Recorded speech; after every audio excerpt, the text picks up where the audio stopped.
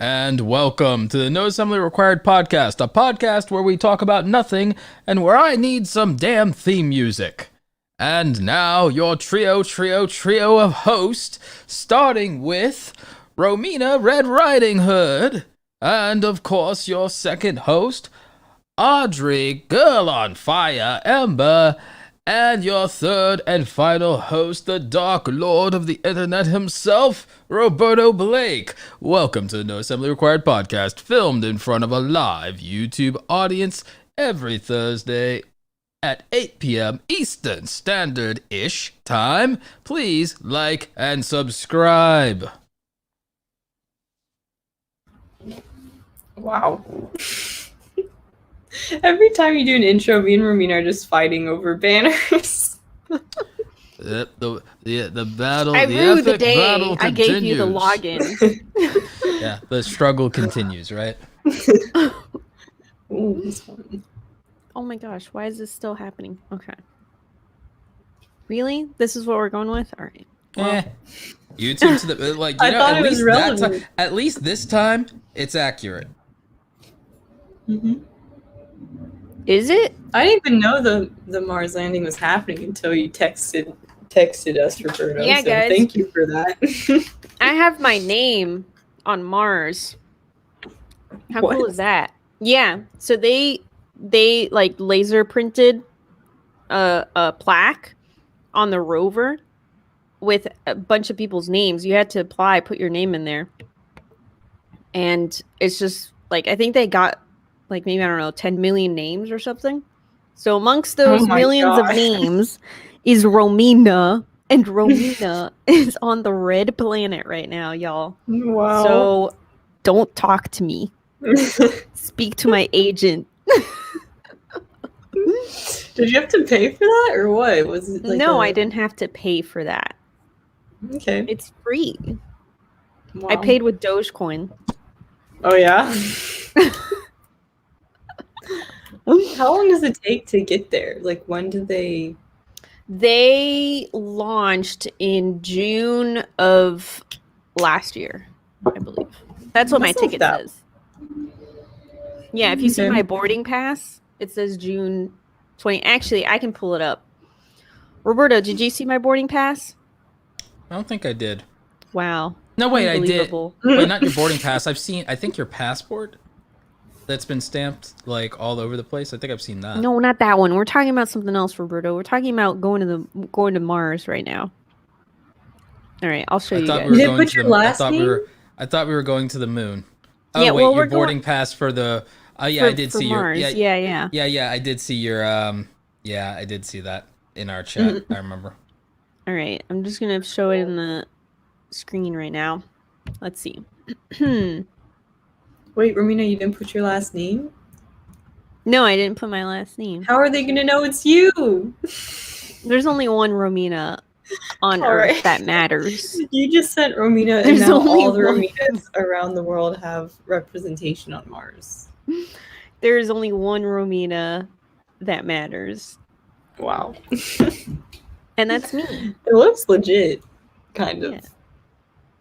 What do you mean, kind of? It's real. I think it's the picture that's throwing me off. Look, Why? this is How much do I have to pay to do that? an official NASA boarding pass. Okay, guys. Mm. Would you guys Right. ever go to Mars? No. No, did you say Not no? unless I could rule over the planet. Not unless I could rule over the planet. What does that Wow. have anything to do with why? Because, Because, like, look, I you wouldn't either just get go the- as a visitor, like just to check it No, out, see it's what like- the weather's like. No, dark god or bust. The weather is death, basically. Look, But, all if I right. can't, if I It's have part to, of the experience, Audrey. look, if I'm gonna leave this planet or dimension for another one and I can't rule over it as a dark god, then what's the point? All Culture. right. Culture what? Sand? We do it for the culture. Didn't Elon say that he was going to send people, but they wouldn't be come back, so he was trying to get volunteers? Is that going to happen? Like, in there the will near be people Eventually because that will happen. they will happen because there'll be people who will want to have their names forever immortalized in history. It'll be no different than it's not going to be that much different than people who like sailed out west to the New World. You know, initially back in the day, the majority of those people, they didn't come back. Those early settlers, the people from Planet Rockets, they knew they weren't coming back. Yeah. Jolly old England or nothing like that, or or Spania, or Yeah, because there was it was a one-way ticket. Yeah. And that's what's going to happen when we go to Mars too. I mean, there's going to have to be people who volunteer for that. Because the amount they'll just have to hope it goes more the way of the Mina, the Pinta, and the Santa Maria, and not the Titanic. That's all. Wow. So morbid, Roberto. I try. I was watching a video today about it, and they were talking about this like oxygen making device that they have on there that makes oxygen out of like carbon or something, so that they don't need water to make oxygen anymore. It was pretty cool. I don't know why I thought that was interesting, but like I guess up until now they can only make oxygen out of water, so they're trying to figure out a way to do it without water. Cool. Yeah, well, I think the idea is to eventually terraform the planet so that people can actually live on it without needing to live in domes and, protected environments. That sounds pretty complicated, sciencey stuff. Very sciencey. When I was little, I wanted to be an astronaut until I realized you basically had to be really good at physics and chemistry and a scientist. You're like, I just want to go to the moon. Well, just walk around and do nothing. I'll tell you what, Audrey, there's a shortcut to the moon. You want me to tell you what it is? If you say Doge, I'm about to. I know, right? Leave. I knew that was coming. I knew I'm about to leave. If you say Doge, I will get up and leave. We'll just bounce. No, that's not what I was gonna say. I was gonna say Dogecoin. All right, goodbye. All right, you know what? This show's canceled. It's that. That's that. We're out. Oh no, they've left me. All right. Well, I guess since this is my show now. Oh no. Is it over? I can't believe we warned you. But I actually, for a video, I'm when I get around to it, because I'm not super excited about the video that I'm gonna end up making about Bitcoin, but I did buy this for the thumbnail. I have a couple of these now. I'm not super excited about making this video because it's one more of those videos where it's like I'm gonna end up kind of poo-pooing on people's like dreams a little bit. Roberto Dream Killer Blake, because Bitcoin and but like now it's just becoming this hype train. The thing is, it has some actual real utilitarian value. Blockchain, Ether, like these things actually have some science behind them, and they have some real potential. But now if the price and everything is just going to be artificially inflated by hype trains or by people trying to get rich quick or being greedy and not literally like actually understanding the thing itself, it's just going to delegitimize it. We're also pushing aggressively toward it then being regulated just because of how many people are getting in, which we have, people in government who don't understand technology at all. And so it's just one of these things that it annoys me because it's like, I hate to sound a certain kind of way, but it's like hype trains and like people who don't understand or are not educated about things jumping on the bandwagon and get on things. It seems to always ruin things, whether it's the culture of YouTube and the internet, whether it's crypto, whether it's investing as a whole. I just feel like I just feel like these aggressive hype trains, and I'm not trying to gatekeep. I just am getting so frustrated with people who don't know jack, then just wading in and then changing and overwhelming, and the culture of things revolving around like the uninitiated, uneducated people versus the legitimate underlying fundamentals that got the enthusiast and the early adopters on board. It's not that anyone actually caught up with the people who believed in the thing to begin with. You get what I'm saying? They just showed up. They don't actually have any true belief in the thing or understanding of the thing. They're just there to be there and just to be part of something. And it just is so frustrating to me. It's so stupid because it completely undermines and truly, even though it hypes it up, it undervalues the actual thing itself, in my opinion. Yeah, they're just there because they have FOMO. Yeah.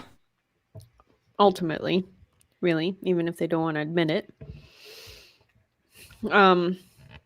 But also there's, the whole get rich quick scheme.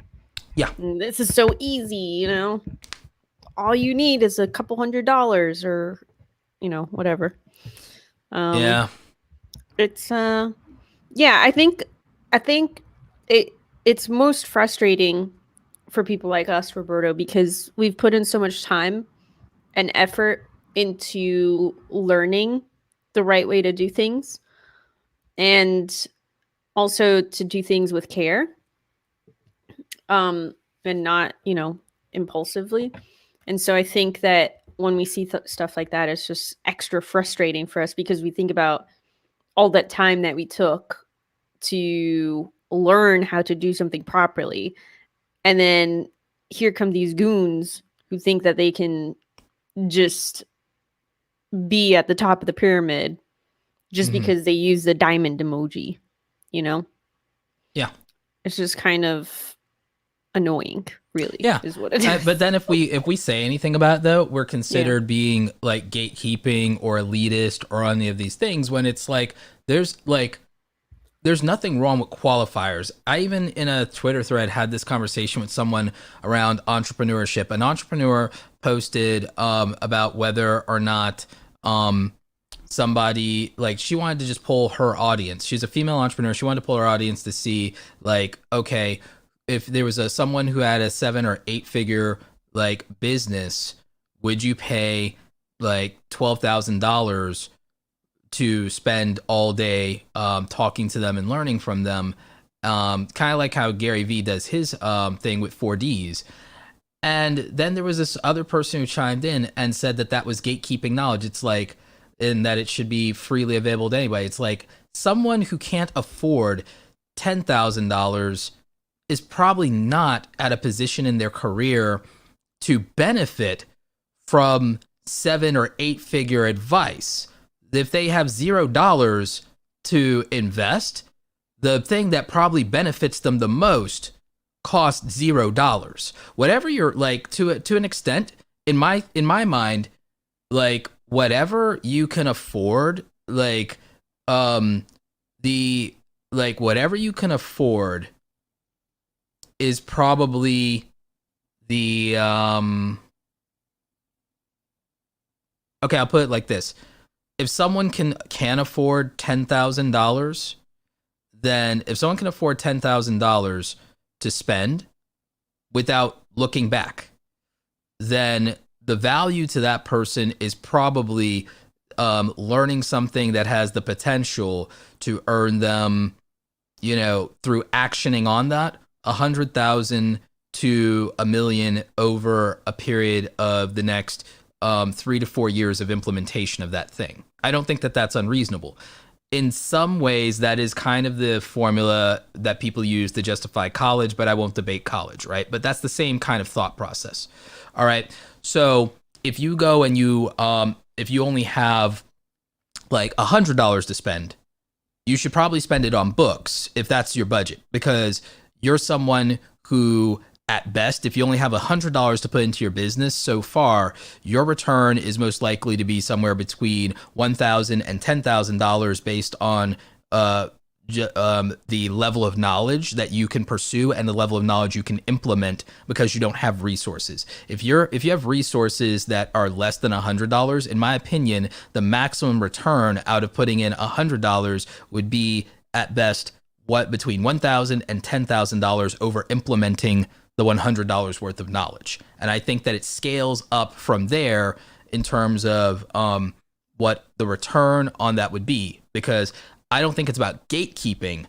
I think it's about qualifying, because I don't think that you could put in, I don't think that somebody who is made $1 million to $8 million is going to have advice that benefits someone that has $0 to invest, unless it's something that is so basic in terms of personal financial advice, literacy, that kind of thing. But I think you could have literally found that knowledge for free on the internet if you have $0. So if you have $0 to $100, you should probably, and that's what's stopping you, then $1 million advice isn't going to help you, in my opinion. A millionaire is not going to help you in that regard, in my opinion.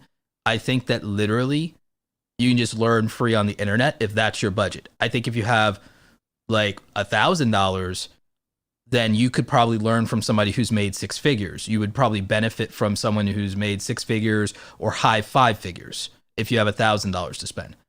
I think if you have $10,000 to spend, that's the point where if you've got that kind of money that you won't miss and you're generating revenue, then you might be able to benefit from spending time with a multimillionaire. And because again, I don't spend $10,000. I could probably do it, but I don't spend $10,000 to learn from a multimillionaire, because I'm not convinced right now that I could execute on whatever a multimillionaire would tell me, because I'm not sure that I have the liquid capital to make the best use of the level of advice and strategy that they're going to be thinking of. I'm not there. Right. Yeah, it's not worth it. That's just like how I feel about it. Like, so, but I think that we get accused of gatekeeping when I think what we're doing is we're being more realistic about how the universe works. Right. The thing is that even if you do get advice or some kind of mentorship or guidance from someone who is in that, let's just say for the purpose of the example, the $1 million tier. And if you are in the lowest tier, like let's say that you're under the $50,000 tier, right? Yeah. If you do manage to get some kind of mentorship or guidance from the highest tier, it's still going to take time and effort to get to the point where you can actually start implementing said advice. Because, for example, I mean, I get advice from people who definitely are at a much higher tier than I am.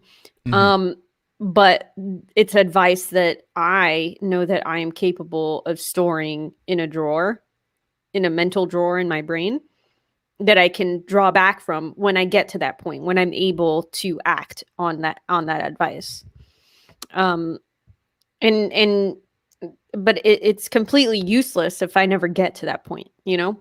So regardless, I have to pass through these thresholds of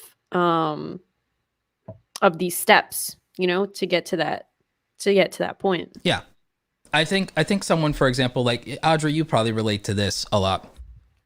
Like, who do you think would be better for somebody with like at your subscriber count right now, right? Who do you think it'd be better for you to get advice from? Probably like somebody with 10 million subscribers or somebody with like 250,000 subscribers.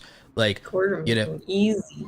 That's like super easy, because I mean, I think you can always store that information, like Maria was saying, but it's more actionable if it's more attainable. And maybe that goes in with our topic, you know, with the like how high should you shoot, or what's unrealistic. So I don't think it's about how high you shoot. I think it's about understanding the steps it really genuinely takes to get there. I'll give you guys an example of that. I have a super ridiculous ambitious goal, but I know that but I'm not trying to do it overnight or anything like that. I have this super ridiculous ambitious goal. And the thing is, I think I'm going to like fail at the first attempt at it. I think I'm going to fail at the second attempt of it. I think I'm going to fail at the third and fourth attempt at it. And that at the fourth or fifth attempt at it is where I would actually be successful. Like, and I think that that's actually in itself ambitious, because it's like, wait, you're going to try like 5 times to do something, and you're knowing you're going to probably fail, and you're going to keep trying. Like, what the hell, guy? But that sounds insane. But like, I'll tell you the goal, and you guys can tell me if you think it's reasonable. I want to get to a point to where I make a $1 million a year income, and I'm going to actually shoot for it this year, knowing I am absolutely going to fail. Like, there's very little chance that happens this year, right? But I doubt it will happen next year. But it becomes much more likely to happen year 3, year 4, or year 5. Because to make $1 million a year, you'd have to make $83,000 a month. Or you'd have to be making $2,780 a day, right? So like, let's just say $2,800 a day. So you have to make either $2,800 a day or roughly $83,000 a month. That is absurd numbers. But you know what was absurd numbers for me once upon a time? I used to make $6 an hour in the mall when I was a kid. It's absurd to me to have gotten to a point to where I was consistently making over $100,000 a year. Some kid that like went to community college and was like working for $6 an hour at Borders in the mall, and then like $9 KB Toys, like couldn't have fathomed ever doing that. So I think that it's fine to have big, lofty, ambitious goals. But the thing is, once I reached $100,000 in a year, which was already insanity, it's like it became a question of, well, how far could I actually go if because I'm like, I thought that would take much more to achieve than it actually did. But like I kept failing up toward my goal, and then I was like, well, what about $250,000? And then I got there, and then it's like, okay, well, so now what? Like you can look at a goal, and if you break it down into the actual steps, and if you realistically look at what it takes, it's not that, like, to the point where we talked about, Audrey, with the advice from someone with 10 million subscribers versus 250,000 subscribers. It's the thing is the gap between those things is so big that you're going to have to get to 250,000 to get to 10 million or 1 million anyway. Even if you said, I want 1 million subscribers. Well, you have to get to 100,000. You have to get to 250,000. You have to get to 500,000. It's going to be part of the process. And the thing is, it might be more feasible for you to hear from somebody who wasn't that far away from where you are now versus the astronomical, like it's like beyond the pale. You know what I'm saying? Yeah. I think we were talking like earlier this year when we were talking about New Year's goals. Forgot what it was exactly. And we were saying, like, is it better to set specific goals or the smaller ones that kind of lead up to the big ones? So, I mean, yeah. I've been thinking a lot about that lately just because, I don't know, I feel like I've fallen into that trap before of putting these giant goals out there instead of kind of working backwards from it, and it's just frustrating more than anything. Because that's why I think you know how like GoFundMe's and stuff have stretch goals and they have moonshot goals? Like, I mean, for me, for example, I know that like the reality is that multiple streams of income is the way that people, like, almost no one makes the kind of money we're talking about from one income source. Almost nobody. There are exceptions to the rule, obviously, but almost nobody does that from one income source. So the thing is, for me, the answer becomes take the steps of looking at expanding the things I already make money at. If I take the things I already make money at, and if I incrementally find ways that they could increase over a period of time, it becomes more likely that they produce more money, right?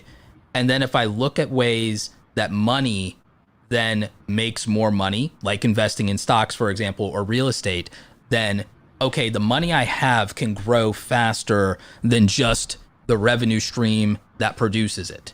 So if I use the money as a resource to make more money, then it makes my goal much more achievable, and it reduces the time that it takes to do it, because I'm building on top. Each step in my process is building on top of the other at that point. So that's how I'm looking at achieving my specific goal, because money is just mathematical in nature. It's a math-based goal. And I'm just trying to figure out like how to scale things that I'm already doing at that point. Because for me, it's a big, ridiculous, absurd goal. But it's not like I have to do 10 times as much work as I'm doing now. That's not the answer. I just have to, it's like I don't even have to do 5 times as much work as I'm doing now to achieve that goal. So I've done things before. I think the leaps that I've already overcome were just so much bigger of a gap. Like not in terms of the actual gap, but the multiplier. You know, the multiplier? It's like I've done a bigger multiplier in a short period of time of what I was earning before than the goal that I currently have. So in that way, I'm not discouraged, because I'm like, I'm already like 10 times further than I was when I was an employee.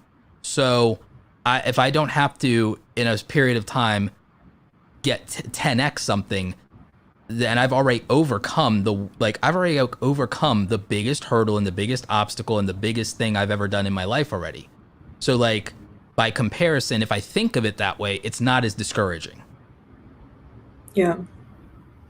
Also, again, failing to hit $1 million a year and coming up even halfway on that still is so absurdly good. It's not a bad thing to fail at. Yeah. So I'd rather, so again, like, what's the saying? If you shoot for the moon, you miss and you land among the stars, you're still good. Like, so that's my thought. And I think that even with like, for you, maybe with YouTube goals, if you were shooting for 1 million subscribers, then like, okay, like if you fail your way up, the process of failing up would probably still get you to a silver play button anyway. Facts. I think I remember like, what was it, 2 years ago now? I was talking to you guys, and at one point you said something like what's your 5-year plan or something, and I was completely speechless. I had absolutely no idea what to say to that question. But now I think that's something that really stuck with me, because I think the best way is working backwards. So that's something I tell a lot of my friends now, who are kind of confused, is like, just, and not like a wishy-washy like list. It has to be like realistic goals that you could actually realistically plan backwards from. That's why I like things like if you're gonna bother to have like goals to grow your YouTube channels don't grow without content. So that's why I like things like, okay, we'll make this many videos this year, or make this many of this type of video this year, or okay, these are the videos that grew me the most. So this says this about my audience. So I will do things that grow me. Instead of just doing things and hoping they work, I will literally just do things that have been proven to work, and I would just do more of them. Yes. Wow. Lovely. Lovely. It's a miracle. It's adorable. So Yeah, sleeping now. You know, you could just film. You could just film Rusty sleeping, and then put some of Roberto's Instagram. Put some of music. Roberto's my music lo-fi. to the. Oh my god! Do you I would realize? watch that. Do you know what would go like? You know what would be like an ultimate content farm? The ultimate content farm would be if somebody had like a pet store, and they they filmed a bunch of footage of like the different pets or the different animals and everything and their playtime, and like just made so much footage of that, right? So much B-roll of that, and then put it to really cute or soothing music, and then for durations of time, and people could just watch that. And the way that I have basically the idea of doing exactly what I do with my music channel, but with just long loops of cute animals, and you could I just would pick and watch choose. that. And like a pet store would make more money off of the pets than off of selling the pets just by doing that. I literally could. It would go viral too. And it'd go viral because people would share it. It would go massively viral, in my opinion. And the other cool thing is you could tie all of the footage together, and you could run like a 24-hour loop of like you could run 2 hours of pets, cute pets, and like puppies and kitties and bunnies and stuff like that. You could run something like that and run a 24-hour live stream, and just like everyone would like come every day to like watch it in their downtime and listen to the music. I swear to God. I'd watch. If I was I'd like watch studying it. or something or doing something that wasn't editing, I'd watch. Roberto's new project: go spend an absurd time at Zoo Atlanta filming animals and B-roll to make another faceless YouTube channel. Step 4: feel profit. I feel like cat cafes could do that really easily. Yes, cat cafes, dog cafes, and stuff like that. Yeah, absolutely. Someone steal this idea. You know, National Geographic could literally just do Nat Geo Wild and like have a 24-hour stream of just like nature footage, whether there's narration or no narration, and just run a 24-hour stream and people would watch. With lo-fi?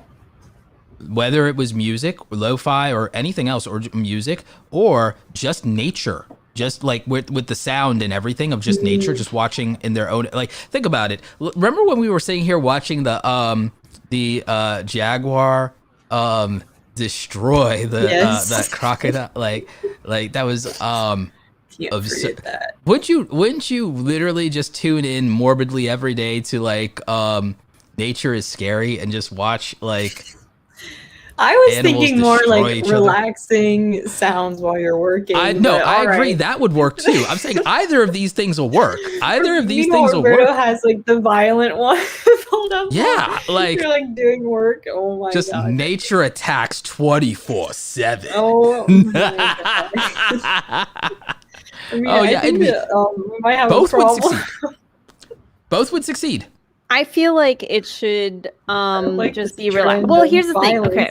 violence. All right. You're saying specifically talking about National Geographic, right? Because we have like the Earth cams. So I do watch these cams.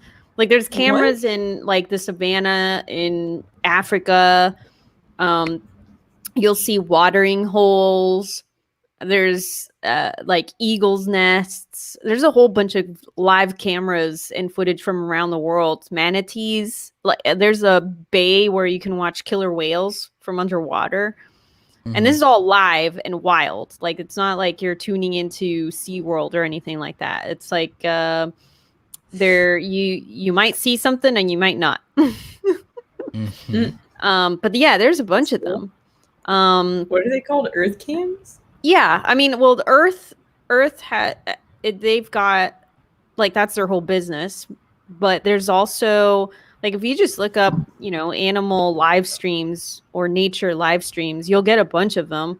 And some of them have sound, like the actual sound that's in there. And then others don't have any sound at all. They're just completely muted.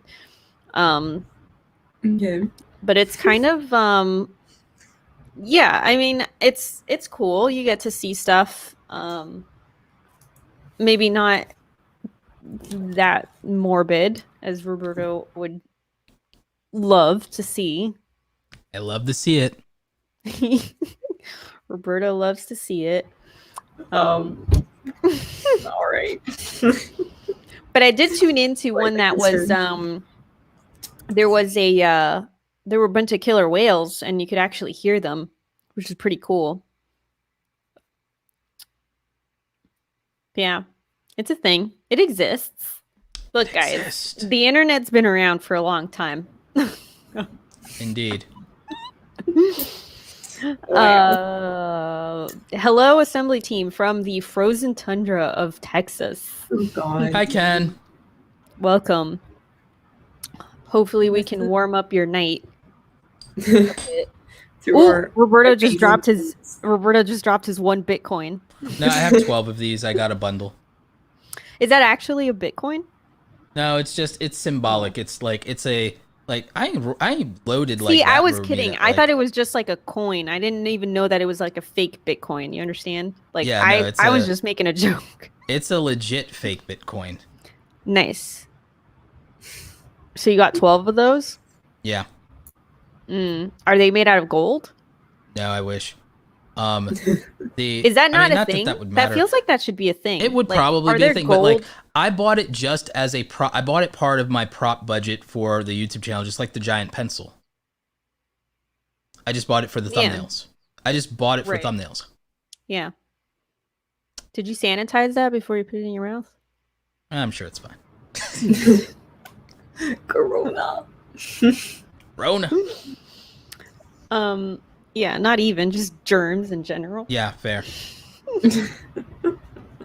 Well, I'm like my last rapid test was clean. Everybody's clean, so. Yeah, the official fake Bitcoin. Yep, the official fake. Well, anyway, Roberta just dropped one, so. What does that mean? Is that symbolism for something? Should I move all of my Bitcoin to Doge? No. Yes. I've been quietly buying Ethereum Classic though while everyone's on hype trains. Oh yeah. Ethereum's ready to pop. Yeah, Roberto, do you have your giant pencil handy? Because I think some people haven't seen your giant pencil. So Roberto's going to pull out the giant pencil right now. For those of you who are listening, tune in to youtube.com/noassemblypod every Thursday at 8 p.m. Eastern Standard Time to see Roberto's giant pencil. Yep. So here's a giant pencil, and it actually writes, correct? Yes, and erases. What? Because I've actually used it. Like, yeah, I actually used it. Because what did I use it for, you might ask? Well, when I was hanging my posters, I actually was looking for like a way to like level them. So I got my leveler and I used this, and then I used the giant eraser, which is why I had to buy a second one that's totally not used, just so that I have the better thing for the thumbnails. Oh my god. It's all about the details. Indeed. It is all about the details. Look, Indeed. I don't think people realize how much time this is a good Roberto thumbnail. spends on the. Are you posing right now? This isn't Vogue. Put that thing down. I don't think people realize how much time Roberto puts into the details. Oh yeah. I feel like I am the most low effort out of this entire group. Audrey's kind of like in the middle. I think it depends. I mean, she goes through a lot of effort, but also she does. There is a point, pointless things. Yeah, I've definitely seen Audrey get to the point where she's like, "I'm done. This is what I'm going with," and publish. But I think Roberto's more of the "it's not ready yet. I'm not going to publish it until it's ready" kind of mindset. So we definitely have all of the different tiers. The different levels are represented here. How much time you spend on thumbnails, Roberto? I think it depends on the video. It depends, but yeah, you're right. You spent like I remember you spent hours on just like a single thumbnail before. Yes, but that's an extreme. Like now now because I do enough photo shoots, and now because I write out the concepts, so now I started giving myself design briefs. This is the insanity, is I actually treat myself like a client, a design client from back in the day. So I give myself design briefs, and I actually now make entire like thumbnail kind of boards. Like I make, and the thing is, for thumbnails for videos that I haven't even shot, that I may not even use, I just concept thumbnails now. In fact, actually, Romina, can you pop this on the screen for the video? Are you ready for me to put it up right now? Yes, I am. Okay. For the live video audience. Okay, so like, this is me. Ooh. These are videos that have not been shot or edited at all yet, that are in the works. These are just ideas. Now I'm going to swap out the photo of this export settings one because I just don't like that pose I was using as a placeholder. I'm like, I hate it. But the rest of these are more or less complete.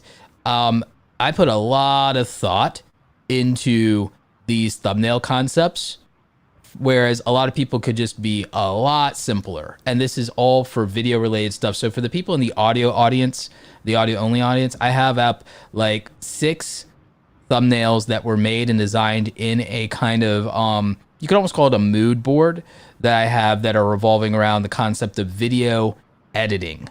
And I did a completely stylized theme and pattern so that my video editing thumbnails have their own consistent branding and similar elements. And I did a custom photo shoot with this in mind. I like did a whole photo shoot. So that took well over like 45 minutes to an hour to do a photo shoot. I have the basement set up for the photo shoots all the time. So so the setup's not that hard. It's a matter of just moving the lights around and turning them on. Right. And yeah, that's right. I remember when you were doing that, you set up a time where you actually just did a bunch of photos of different poses and facial expressions and emotes. Yep. And I like also do wardrobe changes. I have a variety of things. And then sometimes I'll design just text layouts for thumbnails and I'll just put the same photo in as a placeholder just for positioning. But I give myself options. And the thing is, I can make thumbnails so unique sometimes that it is okay to use a similar or the same pose in a thumbnail as long as I haven't done it in a long time. So I can still make use of the same things. And then if expressions like work, and the thing is, I also can change things. It gives me some leeway, but having like options is really the key, and also having some kind of consistency in themes like fonts or symbols or what have you. And you'll notice that now I'm kind of getting to the point to where if I'm going to do text, it's going to be super readable. And if I'm not going to do text, I'm going to rely on facial expressions and symbols to do the work for me. But, that's there's an audience in the question. There's a question in there's an audience in the there's a question in the audience that I think I can answer, which is from Andy San. Is it okay to not be wearing the same thing in your thumbnail as your video? Was thinking of ways to batch make thumbnails like this. Yeah, I do it all the time. I do not. People don't even notice, and if they do, they have not commented on it. I've done it so many times. Can you imagine getting a comment like, "You were wearing a different shirt in your thumbnail"? Some people do it. Click, but like some people are think about it that much because they of the clickbait thing. I don't care anymore. I just make the best thumbnail. Here, I can actually come up with a really easy solution for this. Just always wear the same thing. Yeah, forever. Have a wardrobe. Yeah, have a wardrobe. And by that I mean have a uniform. Almost make it. If you have a uniform for your videos, I'll show you guys the one that probably took the most effort because I made 2 options for it. I've shot footage for this video, but I haven't filmed the A-roll for this video. But look at this, guys. This thumbnail, I had to do a really specific photo shoot just for this thumbnail because I have my hand and I have multiple cameras thrown in here for a camera basics video. Can I ask you something for this specific thumbnail? Yeah. Will you do A/B testing? I know why you're asking that because I have one with a blue background and one with a purple background. Yeah. I think for aesthetic purposes and theme, I'm not going to do A/B testing as much as I'm going to probably just make a decision that I want it to be purple, to be honest, because I have so many other YouTubery videos with blue and red that purple, and then also my old camera stuff back in the day used to be specifically the purple aesthetic anyway, and it does go with some of my lighting stuff. So I think that I'd rather just make a decision and ride it out and accustom people to seeing that than worry about A/B testing. But I wouldn't necessarily give that advice to somebody else. That advice is Roberto only advice. You know, like that's something that's for, hey, this is for the purposes of Roberto and how he is going to do something just because it's a branding decision versus a data driven decision. It's it's an intentional choice in creative direction versus a purely data driven decision. I'm going to accustom the audience to something instead of being led by them. Yeah. MJ Art says, didn't Albert Einstein wear the same clothes but different? Did he? Did he have a wardrobe? I think I think he did wear like more or less the same thing every day. Like you'll notice that a lot of people do that because it eliminates decision creep. I like just wear certain things in my YouTube videos to also eliminate decision creep, whether it's in the videos or in the thumbnails. I'm just like, you know what? It's one less thing to think about if I just do blank, you know? So I'd rather do more and think less. I'd rather do more and think less. I went through my wardrobe and I actually eliminated I minimized the choice factor in getting dressed because so my entire wardrobe now is monochromatic, like the entire thing. It's just Are you going minimalist? gray, black, and white, and then I have a couple things that are navy and yellow. Are you lying to us, Romina? All right, this is all right. Your shirt is okay. red. This isn't my shirt. This isn't a shirt. This is a hoodie. Listen, all right. All right. Let me explain something to you for a second. All right, I have in the act. Listen, I have a comfort box. I have like a little box that's a comfort. All right, Metal. You know. Yeah. See, this is the only one who noticed. Okay, guys. No, for real though. Here's the thing. I have a comfort box, and within that comfort box, I have a bunch of like hoodies and sweaters that I only wear when I'm in the house. It's the stuff I wear when I'm and all of the stuff that I have in there is like swag stuff that I've got. Like this is a free hood. I didn't buy any of my hoodies. All of my hoodies that I currently own were given to me. And not voluntarily. So point is that I went through my entire wardrobe and I now have everything is monochromatic, and it just makes stuff so much easier to just like grab pants and shirts. I don't have to worry about whether it matches or not. I don't have to worry about how it looks on camera because it just looks good because I've chosen everything that looks good on camera.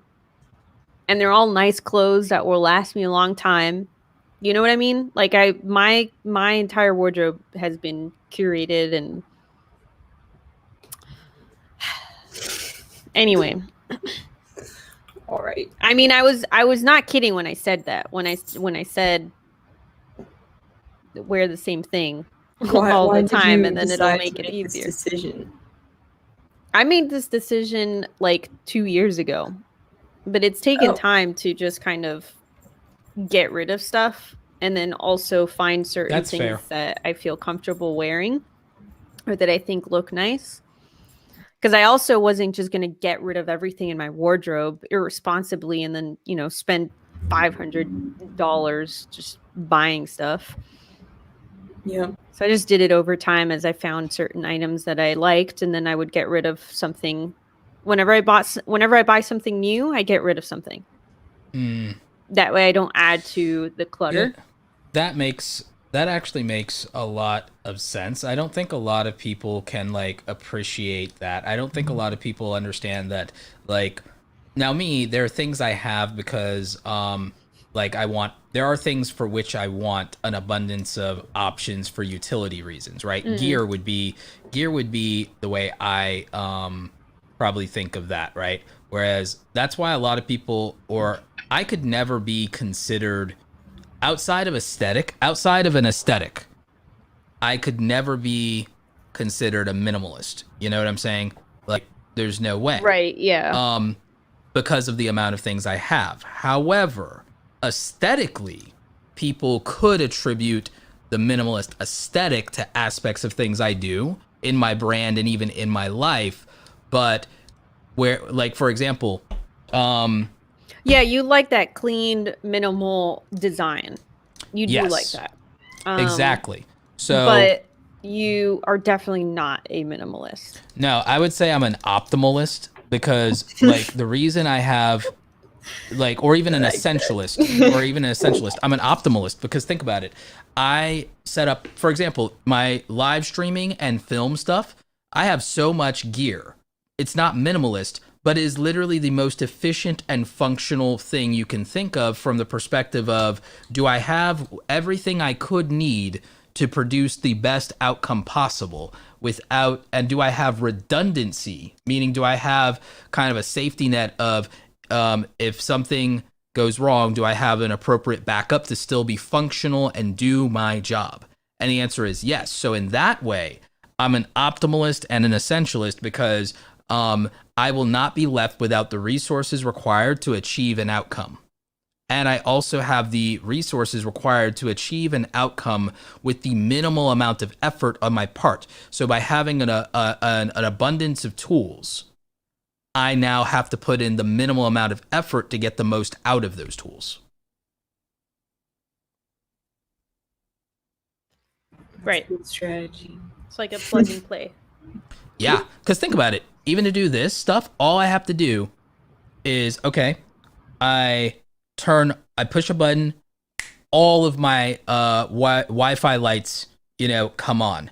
I, sit down, and this camera is like the dopest, camera, and it's just like, oh, there it is. I don't have to set anything up. It's on I have an extra camera that literally stays on a desk on a tripod. There's no setup. I have lights that stay set up, So it means that anytime I need to make content, I can just make content here from the desk. I can position my other camera and my lights however I want around my room, and they're set up all the time. I have another battle station right over there that's ready to go. I could even bring, like, if you and Audrey were to come down and you wanted to work on something, or we were doing a group project, I literally have another desktop battle station ready to go. I have an extra fully functional powered laptop ready to go. I can literally have a team walk in and everyone has a computer, a camera, a gimbal, what they would need to go immediately to work on a project. Yeah, I think I remember Casey Neistat mentioning that once in one of his videos where he was talking about reducing the barrier of getting content out. And so, which is why he just has his camera ready, why he doesn't have the lens cap on his camera. Cause it's like, if something is getting in the way between him going from idea to creating a piece of content that he can put out for us to watch, then it's not working. So it's interesting. You kind of have like the same kind of process. And I feel like I do too, but I think that I have it, that I'm like at a different level. I'm also not creating the same kind of content that you are. Yeah. So it's a little, the barrier to entry is a little bit lower. And that's fine, because also I raised the barrier and the standards to my stuff higher, just because as I climb, I want to, I'm not trying to be competitive in the way that other people would think of the word competitive, but I'm trying to raise my standard to the fact that, okay, people think that talking head or information based content is low volume or low value, and that anyone can do it. But the knowledge to do it effectively and do it well, and it not be garbage or not be fake or not be contrived or not be plagiarism, is actually by itself called lived experience, which is a high barrier to entry. And then results in competency is a high barrier to entry. But in YouTube, everything is perceived partly through either personality, presentation, or production. So I had to work on all of those things, and I keep having to raise my standards on all of those things to create a gap where somebody who may have similar experience is not able to compete with me in another way. And so the more levels I add to that in terms of things like, well, Roberto's stuff just looks aesthetically very different and would be and it's unique to him and it showcases his personality, then that's powerful. If the production and editing is such to where, wow, okay, everybody can do high quality content if it's production wise, if it's 5 or 6 minutes, but can you do that same level of editing and video production in a 25-minute piece of content without diminishing returns in the quality? And do you have the patience for that? Not everyone does. But when you watch a Roberto Blake video, it's a 4K video. Roberto Blake video, you're speaking. Yeah, it's like, but I'm making a point here. It's a branding thing. It's like, no, I get when you watch it. a Roberto Blake, when you watch a Roberto Blake video, it is a 4K video.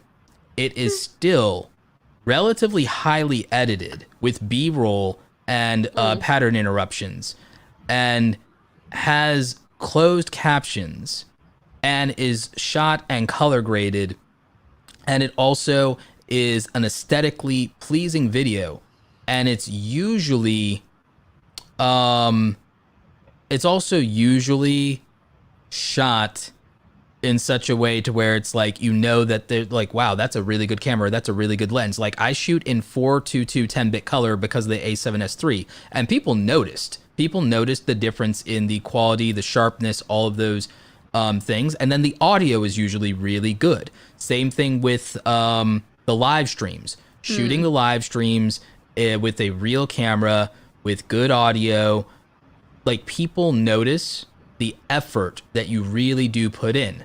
So if I can do longer form content on the same information, I might be providing more details and more depth than a competitor.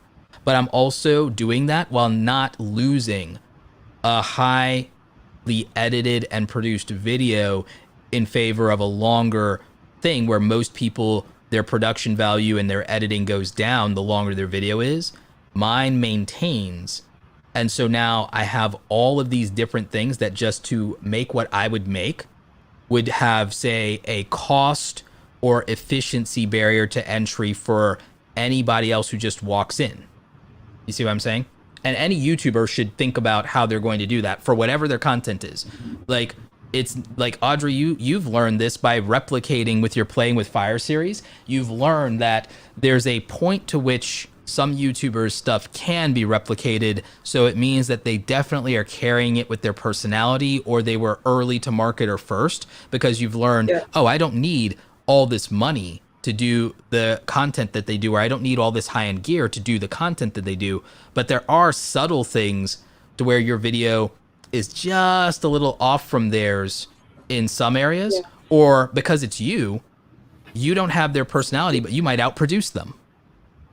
That's the big thing that, like, I think it's I don't know who says this, but like, not afraid to talk about ideas or like video ideas or anything, because if you're confident enough in your like concept and you have the gear and your personality is like what will make it stand apart, then it doesn't really matter if someone tries to copy you, because it's not going to be the same. Sure, yeah, ideas are cheap, execution's where it's at.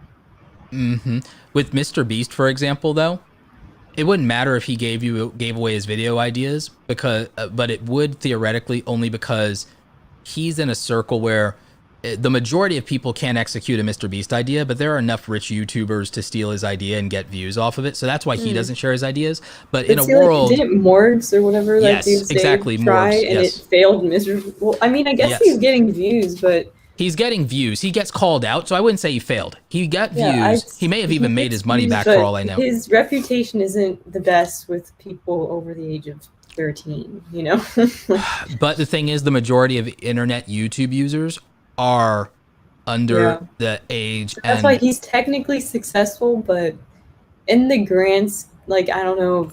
I don't know because in the grand scheme of things, I don't know. I mean, like brand recognition and but the thing is, you don't need any of that to like. All right, if the measuring stick though is, do you want to be rich? Do you want to live in? Do you want to have these things? And do you want to retire super young? And do you want to travel the world? If Morgs's goals are, I just want a bunch of money, and I want to like have the best experiences that life can offer, then he's won. Regardless of what anybody has to say, regardless of what anyone on this panel complains about, or the fact that we think he's a copycat or a clone or any of those things, or not original, it's like he can say, so what? I make more money than you. So what? I'm living my best life. And he'd be right. So at the end of the day, regardless of what anybody says, I mean, even when I have to deal with haters like the comment that I posted on Twitter, right? At the end of the day, I actually normally would get much more under my skin, but I thought about it and I was like, this person's clearly like has even said that they failed. Now they have a valid reason why they failed at what they did in life. But the point is, they're still bitter. They still failed. They admitted that they failed.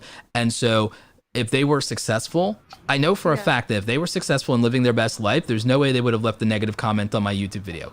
Nobody who's living their best life, nobody who's got money in the bank, nobody who's living their hopes and dreams, for the most part, drops negative comments on somebody's YouTube video unless something is wrong with them. And that's just how it is. So, like, there's nothing for me to really do and I was surprised. I was more feeling bad and pity for this person than angry with them, but I was annoyed at the fact that this stupidity persists, because I'm like, it's like there's a point where it's kind of obvious that somebody is good at what they do, enjoys what they do, and other people enjoy it. And if you have to comment on it, ignoring the fact that there are all these people that vastly outnumber you, like, that will contradict you on this, it kind of is just stupid at that point. It's just, and that's the thing that I think irritates me, is the stupidity and pettiness of judging somebody else's success. And again, I know that we were kind of criticizing Morgs, and I think that's a different thing, because we're criticizing his industry peers, even though we're not his level, but on behalf of an industry peer, because he legitimately did copy and steal like his stuff, and Jimmy has called him out on that. So we're just repeating that at this point. Right. But the thing about that is what I'm saying, at least, that our criticism is irrelevant, because Morgs is getting what he wants out of it, and it is working for him, because his goal is not to be the biggest YouTuber. His goal is not to be beloved in the same way that Mr. Beast is beloved. Because if his goal was that, he would do things very differently than what he's doing. So clearly he has a different goal. And I'm like, it's not for me to judge beyond the fact that I can clearly see that if, like, he has a goal and he's doing what it takes to get his goal, regardless of how any of us feel about it. I felt the same way, and it's where I respect the hustle of, say, the Paul brothers. I don't agree with their content, but I respect the hustle 1000%, and will even defend them on work ethic all day, every day. I'm not defending them on character. I don't have to. Yeah. KDX says, do you guys ever watch Mark Rober? He does like one video a month, but each is so detailed and exciting. Have you guys His is exactly what I'm talking about. Impossible to replicate. I haven't watched any.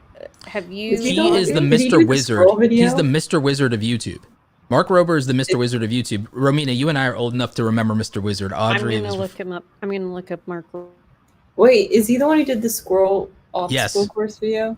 Yes. He does these great. He's a former NASA engineer turned YouTuber. He was on, what was it?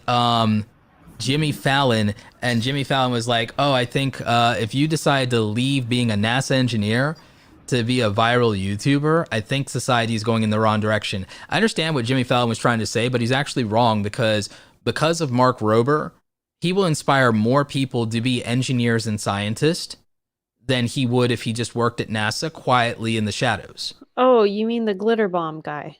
Mm-hmm. Yeah, I've seen this video. See, guys, be careful what you become known for. Yeah, like squirrel obstacle course, dude. Yeah. Well, That's pretty the awesome. glitter bomb thing is his second most popular video. That's So my yeah, point. of Is like, course yeah, I've seen become like, yeah, be careful what you become known for. There's nothing wrong with being the glitter bomb video guy, by the way. There's nothing like No, I'm not. and I mean he still makes he just put another glitter bomb video 2 months ago. So Yeah. he's clearly into the glitter bombs. He's Yeah. accepted. Well, it he as did part that of like his it's because his it's identity. Title. it's like he has to like it's because of these Amazon porch bandits. Right, yeah, exactly. Yeah. And it seems like he does a lot of things with sharks. Why is this happening? I He's, like, like Playing he- with, it gets views. I guess so. I mean, Sharks oh, get how to views. survive a grenade blast. Oh, Science. Science, guys. Yeah. Fascinating. But he is the YouTube science guy. There are people who will get into science because he made it cool and interesting with these weird experiments in a way that, like, think about it. Do you think more kids are going to get into science because of Mark Rober or because of the way they teach it in every high school in America? 1000% Mark Rober. There's no Yeah. question. Glitter bombs. Yeah. Yeah, it's not even debatable. But people I wonder how many will kids debate. go to the science class. It's and not like, even "Ooh, glitter debatable. bombs." It's not even debatable, but people will question the value of what he contributes to society by virtue of the phrase YouTuber versus what they perceive the value of being a NASA engineer to be, but without any regard for, well, one, what feels individually like happy and satisfying and fulfilling to him, how much autonomy and control do you get, in one versus the other, like how thankless of a job like from an acclaim and a public standpoint is one versus the other. You get what I'm saying? It's like people really are hyper judgmental of people's vocation, for lack of a better phrasing of it. Like, but the thing is, I believe that Mark Rober will have more of an impact as a YouTuber than he did as a NASA engineer. And I stand by that. And I look at things like Team Trees. Think about it. Think about all the people who are political activists and environmentalists. Do you think that they accomplished what Mr. Beast did when it comes to the impact they made on the environment? So Right. but people be like, oh, you're just Yeah, What- well, yeah. Just because you put If I was activist on your science- Twitter profile doesn't. and all of these activists combined haven't made the impact on the environment as the $10 billion contribution that Jeff Bezos made, but they'll criticize him because they feel, oh, well, it's a fraction of your net worth. Like, it's like, but like, well, right, his fraction of effort is still better than all of you combine 100x. All of you combine 1,000-fold aren't worth what the 1% of his power. So he's Frieza, for a Dragon Ball Z reference, he's Frieza at 1% power and he just wrecked you. So get over it. Get over yourself. He wrecked you. It's like, I mean, Yeah, there's different levels to this thing. yeah. So, Yeah. I mean, I'm just saying. So I guess Right. my thing is, No, well, here's the thing too. So this Mark guy, Yeah. he's still young, and it's like, and he's taking advantage of his clout right now, and making a positive difference in the world. right. He's influencing young and old minds, but because he is young, he still has the opportunity to create something tangible that isn't just in the teaching. If he wanted to invent something or make some kind of contribution in the engineering world, he's still fully capable of doing that. I mean, And he's it's like more capable of doing that because he has a large audience and he has Right, the ability to 'cause he has command the media support. attention. he has the support now. Exactly. He has the support system. This has made him more money than as a NASA engineer. So he can't sit there and pretend that money isn't power and leverage to accomplish goals, positive or negative, in the world. So the thing is, he has the ability to command media attention, which we know is important. He has more financial resources, which we know is important. And he has nobody restricting his freedom to tell him he can or cannot do something, which is also important. So literally, people would praise him more for a situation that offers him less freedom of time to use his big brain. He has unlimited time to use his big brain. He has infinitely more resources to put behind his ideas, and he has freedom and autonomy in a way he never could as an employee. So why is that considered the lesser by people looking through a traditional lens, when even through their own traditional lens, time, money, and autonomy are literal things? It's stupid. How do you feel about that, Audrey? I agree. It's stupid. I feel like it's getting old though. The jokes like what Jimmy Fallon said. Like I feel like now it's getting to the point where like we've heard the YouTuber joke so many times, especially by traditional media, about how they're just lesser or whatever. Yeah, let's not forget it's that getting to the point where it's Jimmy Fallon himself is an entertainer. Let's not forget that Jimmy Fallon has a YouTube channel. And he's 10 basically a million YouTuber. subscribed diamond play button, just like Mark Rober. They're both 10 million subscribed YouTubers. They both got diamond play buttons. Yeah. Real much diamond traffic hands. he's They have getting actual diamond on hands. his show compared to his YouTube videos. I'd like to know if he probably gets more viewers on his YouTube channel than his show. Like I'm willing to bet that he gets more views a month off of his YouTube channel than the ratings on his live show. I will bet you any amount of money that's true. I will bet anyone any amount of money. Continuing to be relevant anyway with like the younger generation or whatever is because of YouTube. Yeah. I mean, when was the last time anybody saw the Ellen show? I've never watched any show live. It's always been YouTube clips. So like I wouldn't even know who he was if it wasn't for his YouTube channel. Plus, let's not forget that Ellen has basically evolved her career off the back of virality. Yeah, viral stars. So why do they keep saying that then? Like they know.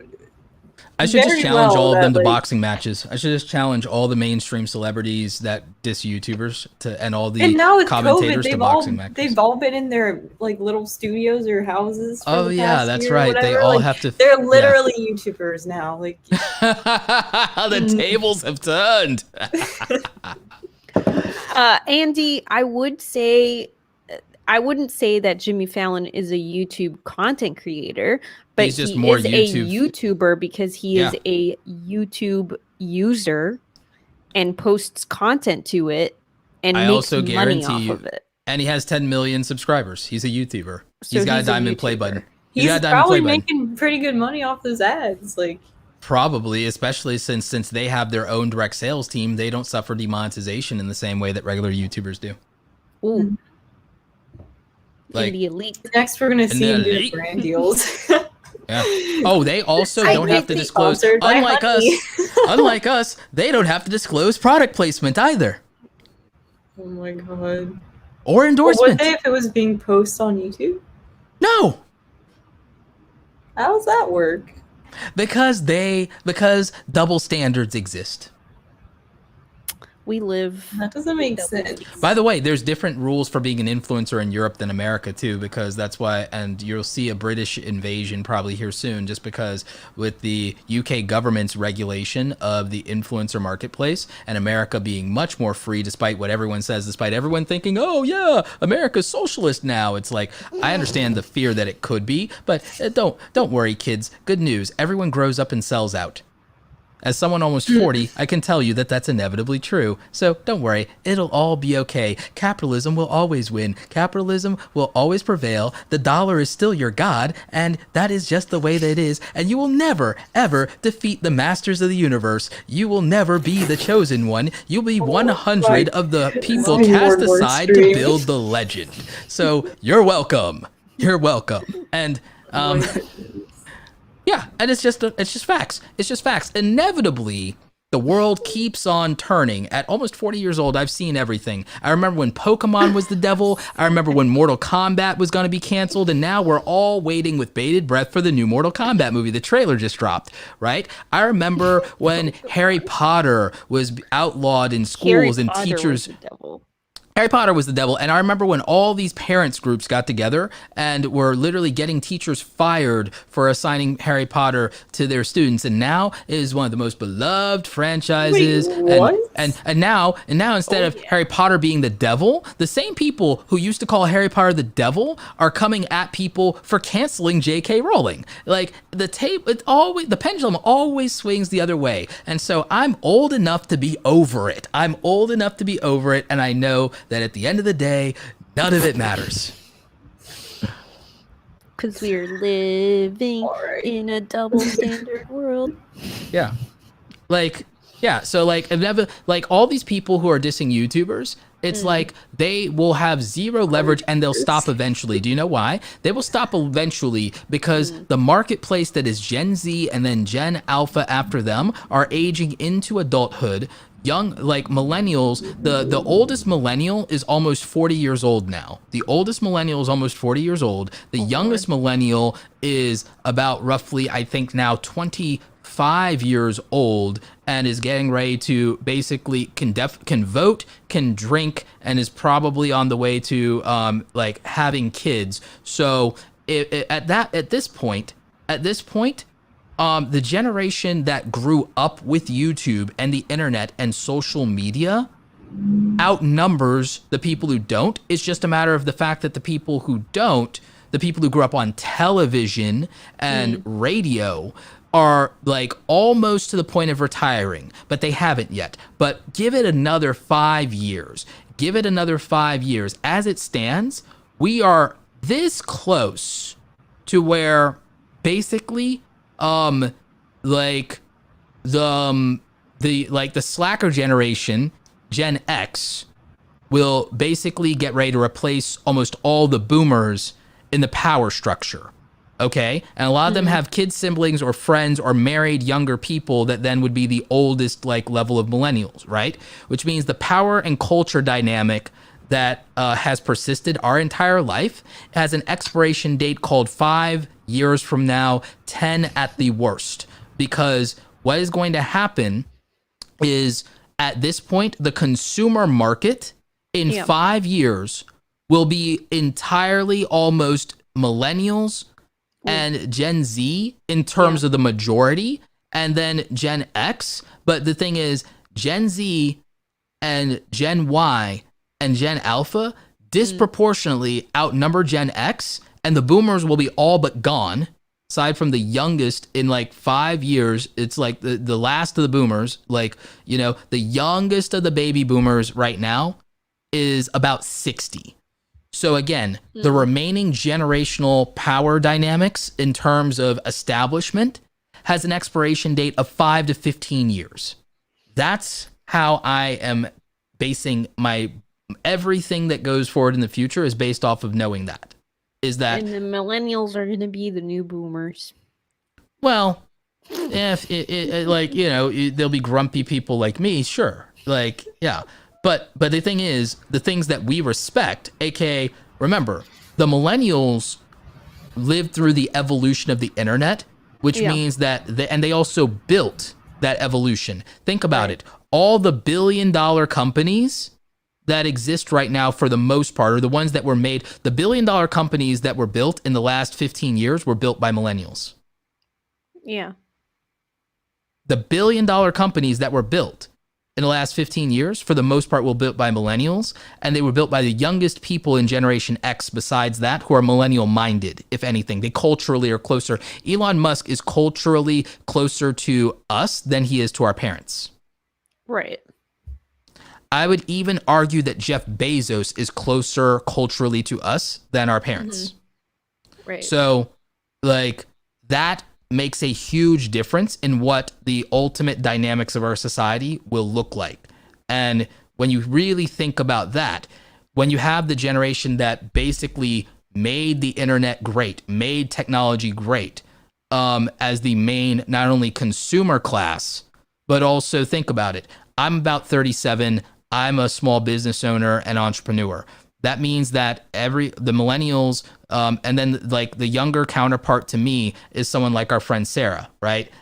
Someone who is about to turn 27. Okay.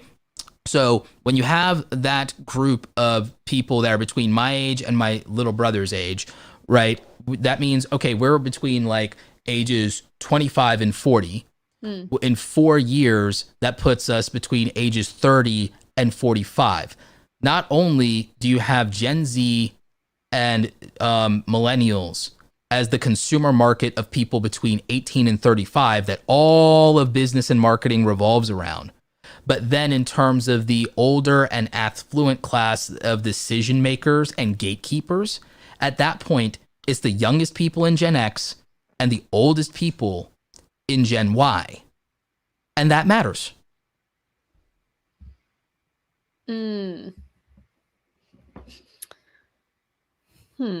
Juanfer brings up an interesting point, saying it depends where. Other countries are expecting a crisis because there is too little young people.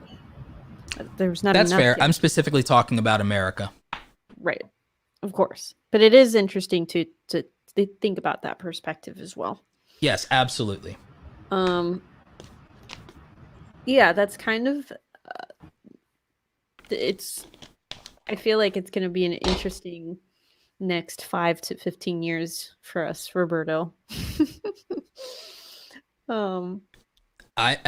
Everyone grows up and sells out. If you look at the look at the flower children, look at the hippies, what happened to them? What happened to their great movements? What happened to them?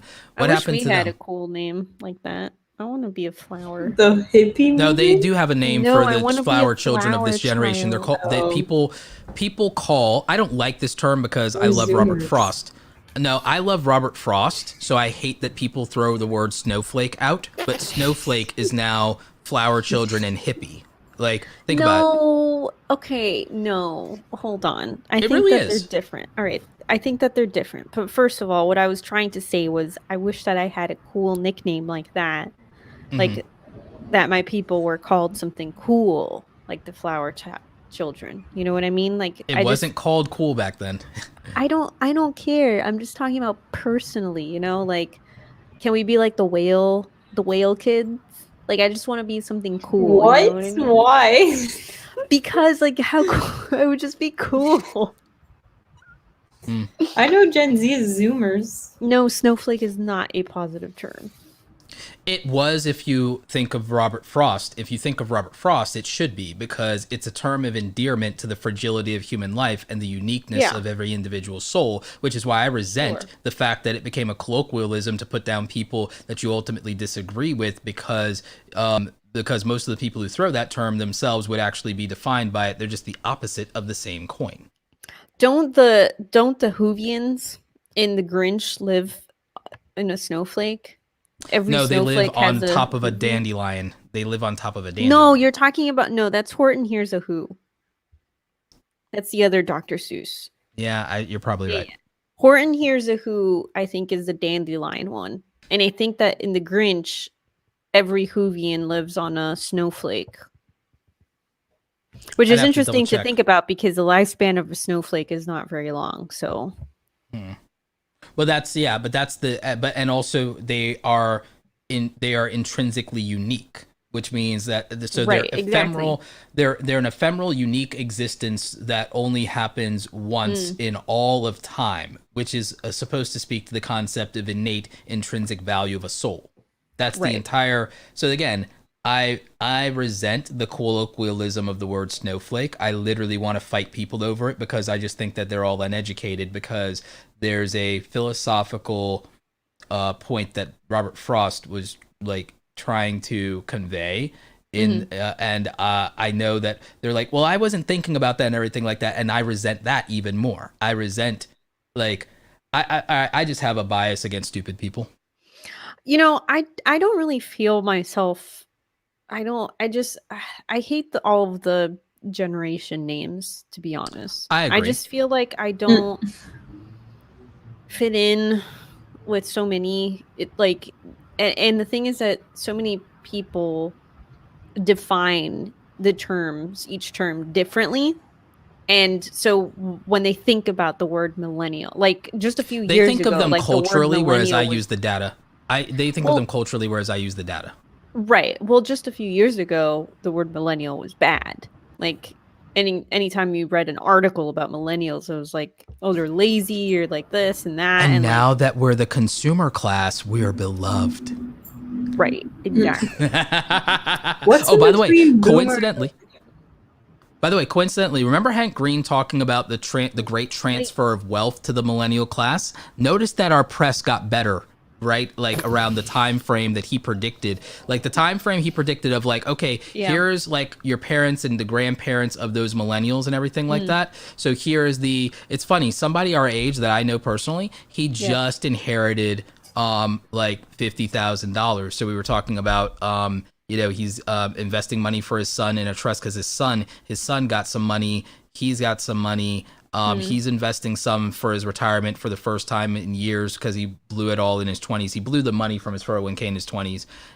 So now he's rebuilding he's been rebuilding his life. But like he got this inheritance. He's got a good job now. So he's been doing okay. He's got some money saved, but like now he has some resources. So now he was like, hey, what investment apps should I hear all this hype and everything like that. He thinks Wall Street Bets is stupid. So he's like, we were talking, like I wasn't giving him financial advice per se, but we were talking about like, oh, are you going to teach your son inherited money? Like, oh yeah, there's things like tax-free trust you could put in for him. Hey, maybe you take like some of his money and you like take $1,000 aside and you let him invest it $100 a month and teach him to pick his own stocks, because he's a kid, but no time like the present. So like we were talking about this, but it just, for me, it like, oh, that great wealth transfer that Hank Green had mentioned is like happening. There are people literally inheriting money now.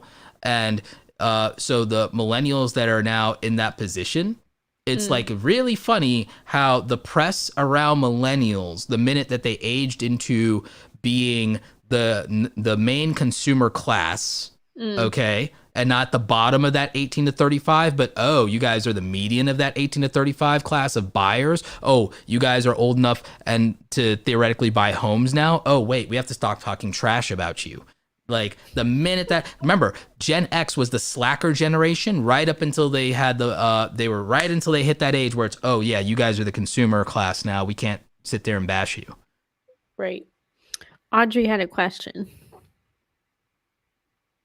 What's in between boomer and millennial? Gen X. That's a pretty big gap. Generation X, the slacker generation. Oh. All right. Yeah, that's what they were called, the slacker generation. Why? I'll tell you the thing that's unfair to Generation X. I'll tell you the thing that was unfair to Generation X.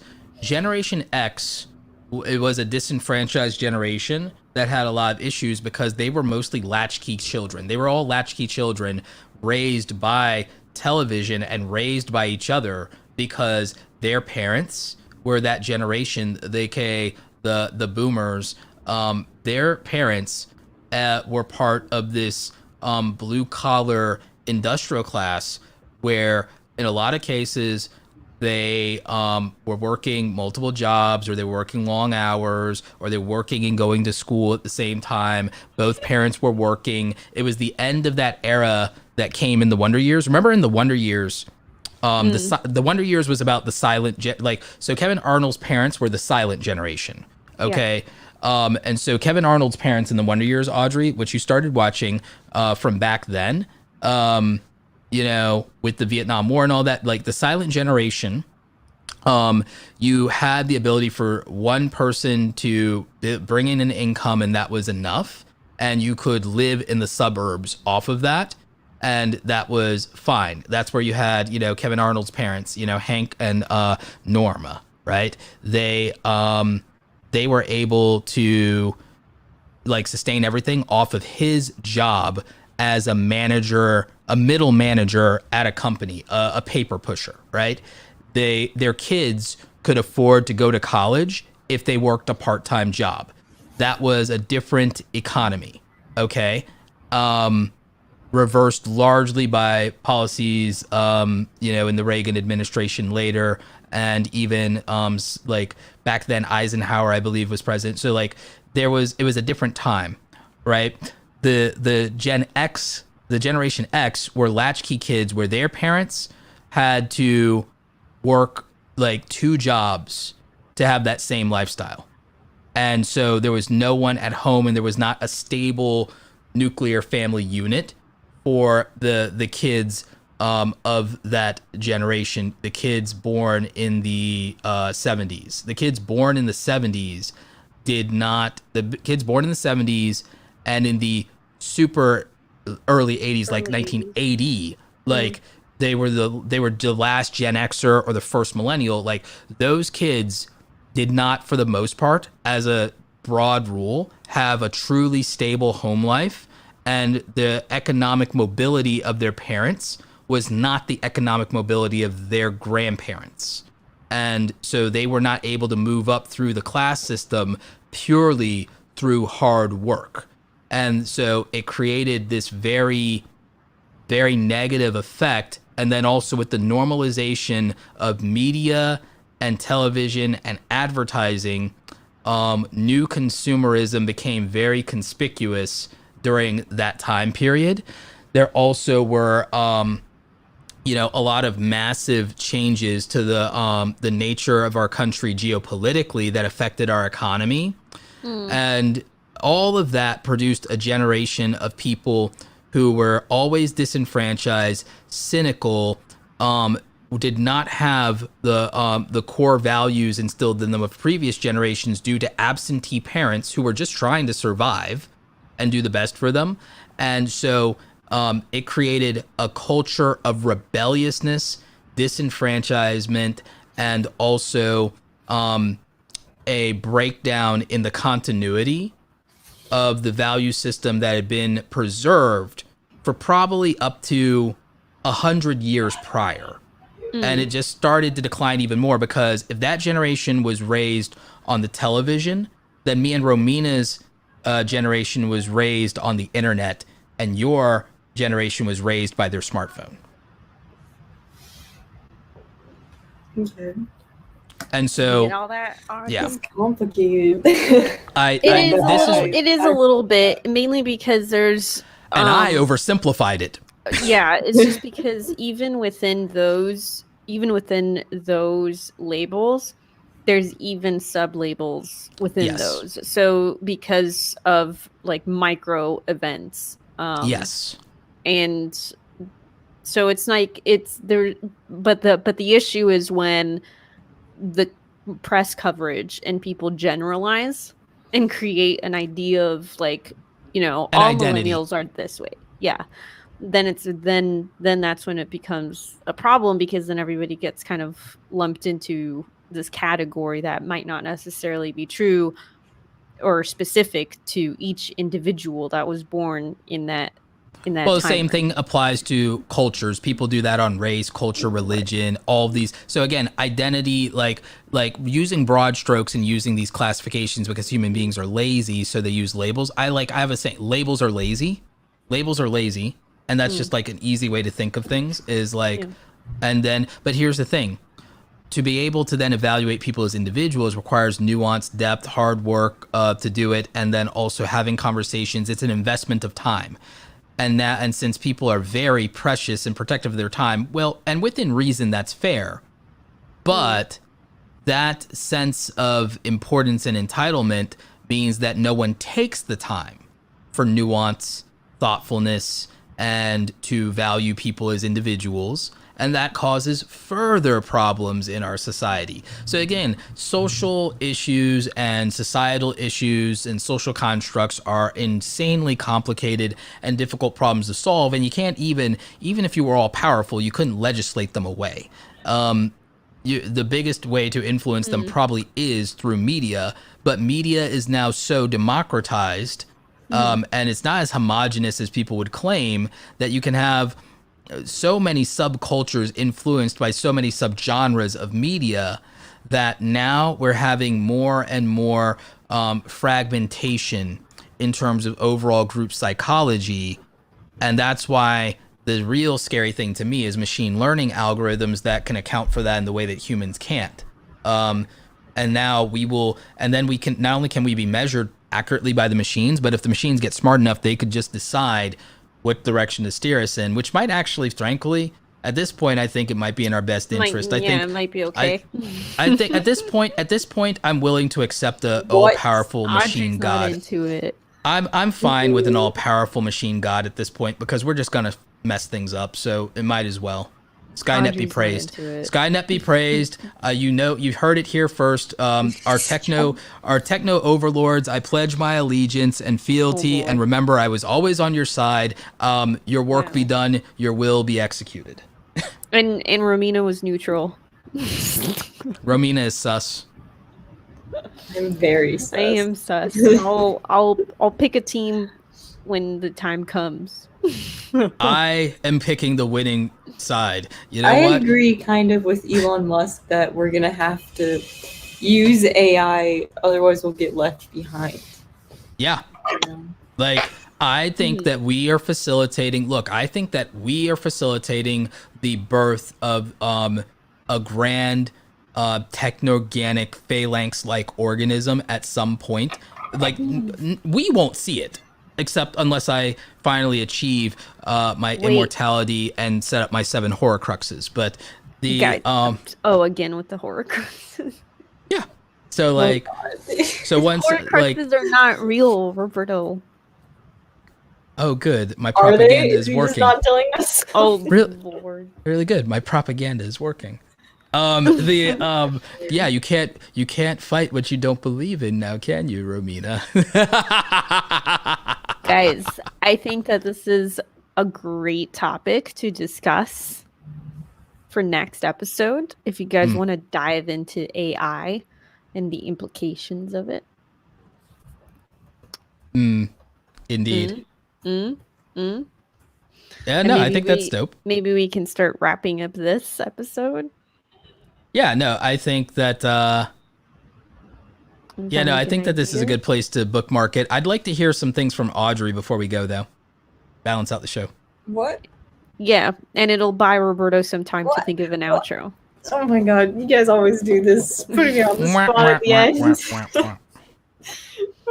My dad is texting me right now, and he said that we left out boomers because he said he was raised with radio and dogs.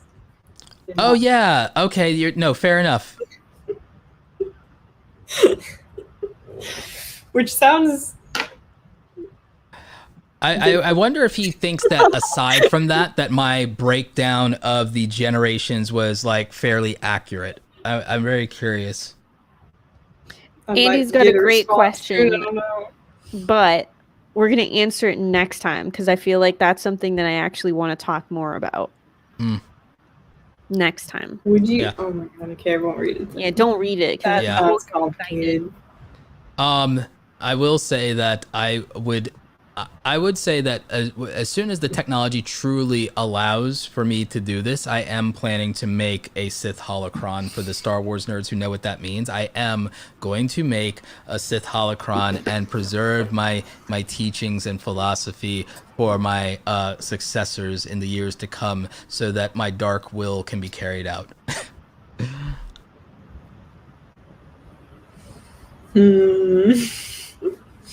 I'm slightly concerned by the amount of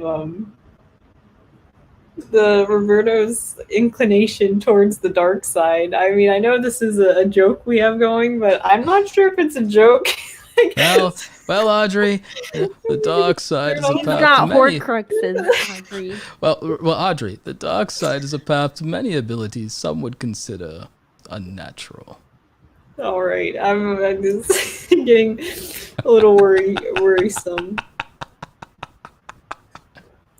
You know, what did we unleash? Oh no. Do you have an outro, Roberto? Yes. Yeah, I've got an outro. Okay. All right. Thank you for listening to the No Assembly Required podcast, a podcast where we talk about nothing but my plans for world domination. Please leave us a review on Apple Podcast, as Spotify does not allow for that since they won't do the damn job. And please remember to subscribe to the YouTube channel at youtube.com/noassemblypod. Also, with regard to the podcast, Audrey will be updating those audio-only episodes shortly for you, distributed across all podcast platforms for your audio enjoyment. This has been your trio of hosts, starting with Rominosaurus Rex, Audrey playing with Fire Ember, and of course your favorite Dark Lord and master of all things internet, Roberto Blake. Thank you for listening to the No Assembly Required podcast. Nop.